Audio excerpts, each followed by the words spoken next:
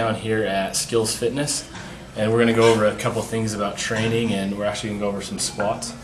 The number one thing we want to go over is looking for a personal trainer. I've been a personal trainer for about 6 years. I'm certified through NASM, National Academy of Sports Medicine, through their personal training program, as well as movement assessment and weight management.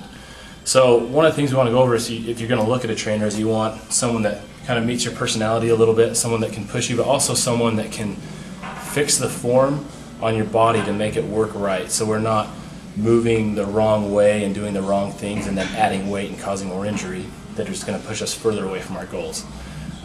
Certain things we can look for in them is looking at them when they're training clients, if they look like they're doing it right, or if the client's out of form, if they're paying attention, or if they're texting. We want to make sure you pick the right one for you. Anyway, what we're going to go over is, we're going to go over a squat, because squat's kind of one of the biggest powerhouses of lifting. If you want to lose a lot of weight, they burn a lot of calories. It takes a lot of energy for those legs to move. It takes a lot of blood flow into the legs.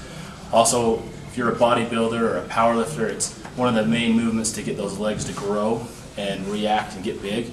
And most important of all, it's a normal movement. It's just actually just sitting down and standing up.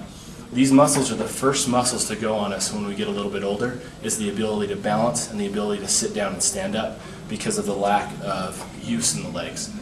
The body's not really made to just sit down all day, and nowadays with our society we do a lot more work from a computer than we do out like manual labor in a field or anything like that. So our number one thing with squats is, first off, we always want to have a stance of hip width. We don't want to go wider. We don't want to go more narrow. If we take a hip width stance, our pressure is just perfect right over the hips. It lines up with the shoulders, the knees, and that means our ankles and our knees are in alignment. The next thing we want to do is look at the ankles, and we want to make sure that our ankles aren't folded in. We're not standing on the inside of the foot, and we're not standing on the outside. We want to make a neutral stance. You can always feel it in your ankle joint. You can kind of roll around and find that spot. So mine's about right there. The next, if our ankles are aligned, then our knees are going to be lined up. If we squat and we come down and our knees start buckling, that squat's too deep at that time for you. It means your muscles are too tight, and we need to work on that before we get more depth.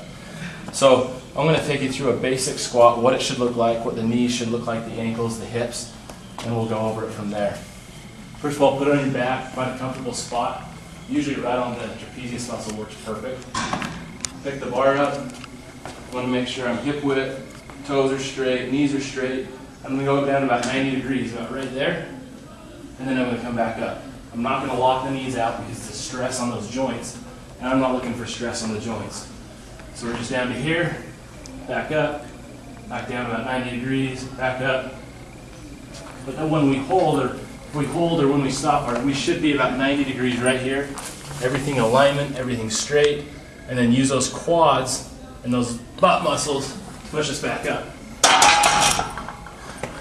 But again, if I take a squat and I pull off my squat rack, I take a stance and I look at my toes are out.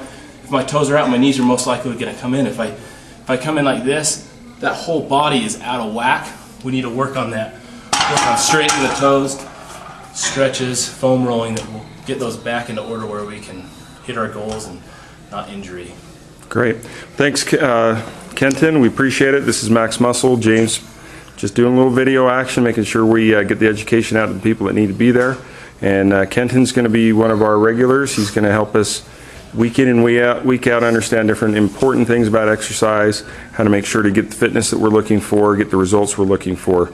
So make sure to check him out. He's at Skills Fitness, and also you can find him on Facebook. Do you have a specific? You can also find me on Facebook, and you can find my website at kentonferris.com. Okay. Well, we appreciate your time, Kenton, and have a great day.